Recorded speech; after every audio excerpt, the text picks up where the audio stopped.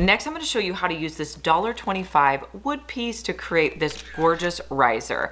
So pick up any wood piece from Dollar Tree. You're also going to need some additional boards. Now, these were scrap boards that I had in my house. They were about 1.5 inch in thickness, and I'm going to cut 2 boards down with my miter saw to create legs.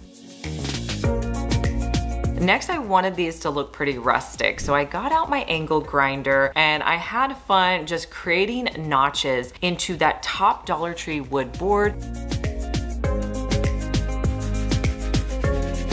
I also created similar notches into the legs that I was going to be using.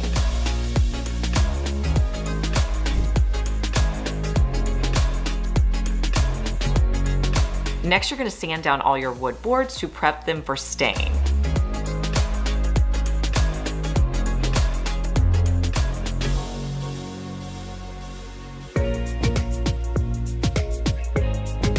I wanted this to be a dark stain, so I came in with a dark colored stain, wiping it on with a paper towel and pulling off any excess.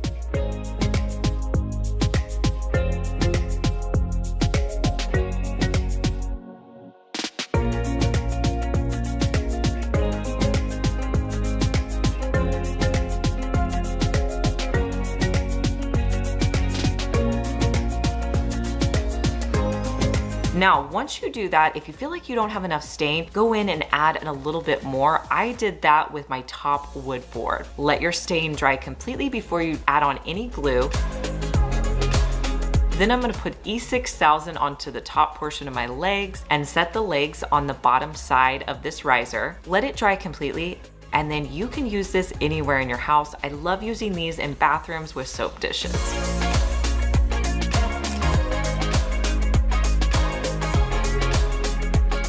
Now, if you have books that you keep in your bedroom, you may want to consider this next DIY. So we're going to make some bookends. What you need to pick up at Dollar Tree are 4 of these wood plaques. I'm going to start by using my miter saw to cut the larger one. So I'm just going to cut off a little piece at the bottom, honestly where it starts to curve, because I want this piece to be as long as possible. Next, I'm going to take my second piece and I'm going to cut that to where it's about 1/3 of the way through. Honestly, I didn't do it super precise. So that's going to give me 3 pieces. I have a large one, a medium one, and a smaller one. I'll repeat those steps, cutting 2 more pieces so that I can create 2 bookends. Then once I have all my pieces cut down, I'll sand those pieces so there's no rough edges.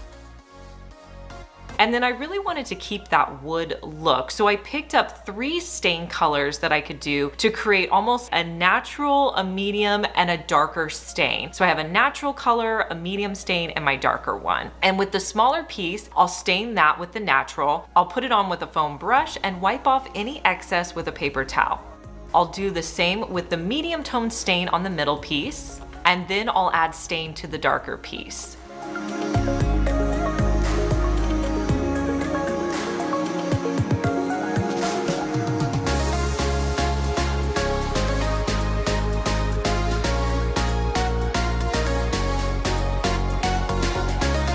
Now that I have all my pieces stained, you want to let this dry overnight so that all the stain is dry before you add in any glue. The next day, I'm going to come in and add E6000 to the back of my smaller wood pieces, and I'll put those down, making sure the bottom of them are level so that they can sit up really nicely. And here's how they look with my books in my bedroom.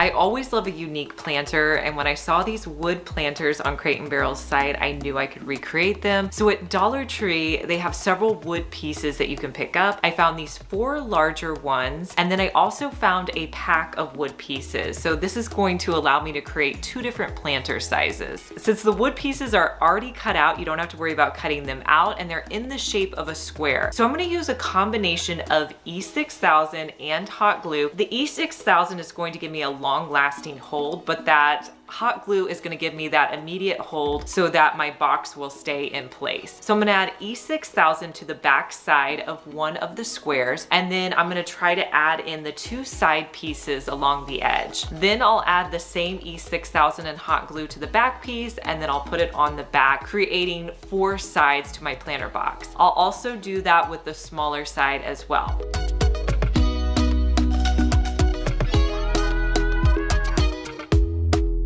Now to mimic that look of that fluted texture that you see on the Crate and Barrel ones, I went to Lowe's and picked up this piece of trim. It's kind of like a fluted trim piece. They sell it at most of the big box stores. So with my fluted trim piece, I just measured it out so that it was the length of my box, and I needed to cut 4 pieces, so I had a piece for each of the sides. So I cut it out in the morning. Actually, I think I had my husband cut it out before I was getting ready to run out the door in the morning. But I needed 4 pieces for the larger box and 4 pieces for the smaller box.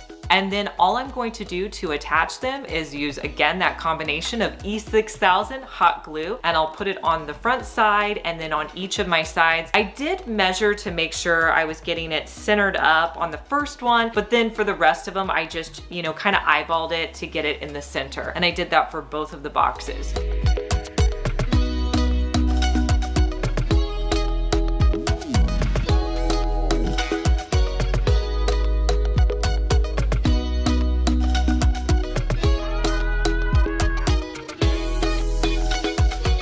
You can add in a real plant or a faux plant. Here's how it looks in my living room.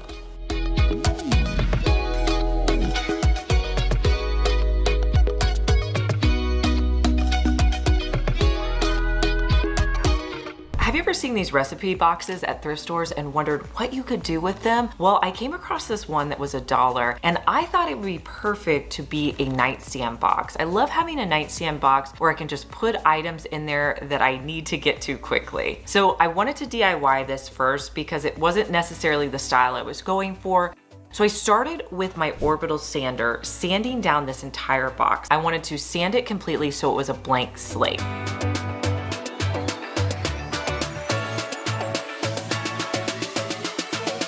Next, I wanted to add some stain on there. I thought I was going to go with a natural stain. So that's what I added first. I put on the natural stain, pulled it off.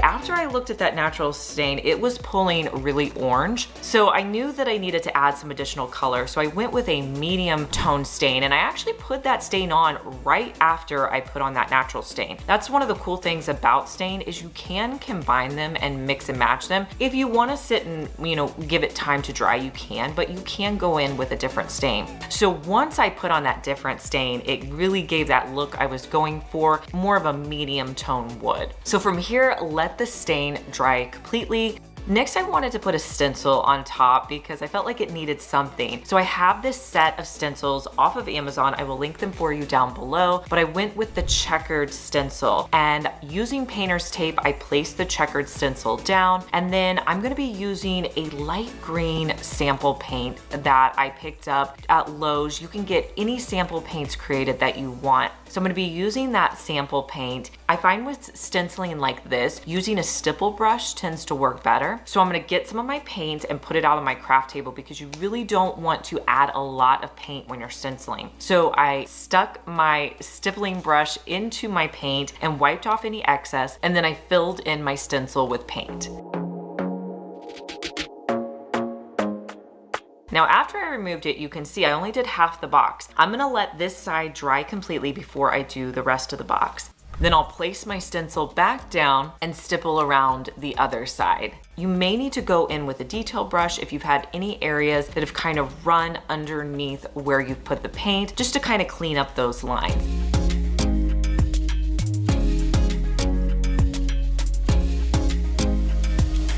But after this dries, you can fill this with your essentials that you need by your bedside, and it just looks so great sitting out.